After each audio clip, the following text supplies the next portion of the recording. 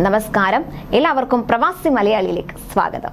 യുഎഇയിൽ അസ്ഥിര കാലാവസ്ഥ തുടരുകയാണ്. രാജ്യത്ത് ശനിയാഴ്ച വരെ ഈ ഒരു രീതിയിൽ കാലാവസ്ഥ തുടരുമെന്നാണ് കാലാവസ്ഥാ നിരീക്ഷണ കേന്ദ്രത്തിന്റെ മുന്നറിയിപ്പ്.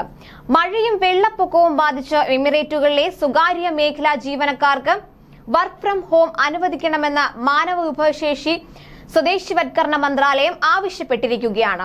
യുഎഇയിലെ വിവിധ ഇടങ്ങളിൽ പെയ്ത മഴയിൽ വെള്ളപ്പൊക്കം ബാധിച്ച പ്രദേശങ്ങളിൽ പ്രത്യേകിച്ച് ഷാർജ, റാസൽ ഖൈമ, ഫുജൈറ എന്നീ എമിറേറ്റുകളിലാണ് സ്വകാര്യ ജീവനക്കാർക്ക് 2 ദിവസങ്ങളിൽ വർക്ക് ഫ്രം ഹോം അനുവദിക്കണമെന്ന് മാനവ വിഭവശേഷി സ്വദേശിവത്കരണ മന്ത്രാലയം ആവശ്യപ്പെട്ടിരിക്കുന്നത്. ജീവനക്കാരുടെ ജോലി സ്ഥലത്തിനും താമസ സ്ഥലത്തിനും ഇടയിലുള്ള ഗതാഗതം ഈ 2 ദിവസങ്ങളിലെ ജോലി സമയത്തിനുള്ളിൽ കണക്കാക്കണമെന്നും മന്ത്രാലയം പ്രസ്താവനയിൽ പറയുന്നു.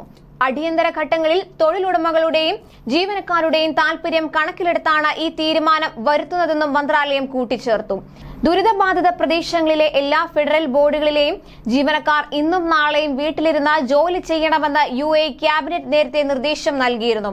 വെള്ളപ്പൊക്കവും വെള്ളക്കെട്ടും കാരണം ഖോർഫക്കാനിലേക്കുള്ള ഫുജൈറ റോഡ് ഇനിയൊരു അറിയിപ്പുണ്ടാകുന്നതുവരെ അടച്ചിരിക്കുന്നതായി ഫുജൈറ പോലീസ് അറിയിച്ചിരുന്നു.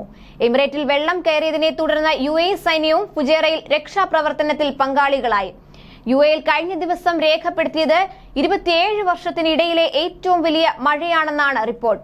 ഫുജൈറ പോർട്ട് സ്റ്റേഷനിലാണ് രാജ്യത്ത് ഏറ്റവും അധികം മഴ രേഖപ്പെടുത്തിയത്. 255.2 മില്ലിമീറ്റർ മഴ ഇവിടെ ലഭിച്ചുവെന്നാണ് കണക്ക്.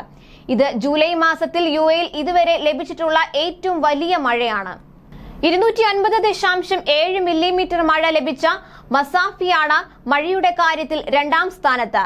ഫുജൈറ വിമാനത്താവളത്തിൽ 197.9 മില്ലിമീറ്റർ മഴയാണ് ലഭിച്ചത്. രാജ്യത്തെ ദേശീയ കാലാവസ്ഥാ നിരീക്ഷണ കേന്ദ്രമാണ് ഈ റിപ്പോർട്ടുകൾ അറിയിച്ചത്. ശക്തമായ മഴ തുടരാനുള്ള സാധ്യത കണക്കിലെടുത്ത് വ്യാഴാഴ്ച ഫുജൈറയിൽ റെഡ് അലർട്ടും റാസൽ ഖൈമയിൽ ഓറഞ്ച് അലർട്ടും പ്രഖ്യാപിച്ചിരുന്നു. വരും ദിവസങ്ങളിൽ മഴ തുടരുമെന്നാണ് കാലാവസ്ഥാ നിരീക്ഷണ കേന്ദ്രം അറിയിച്ചിരിക്കുന്നത്.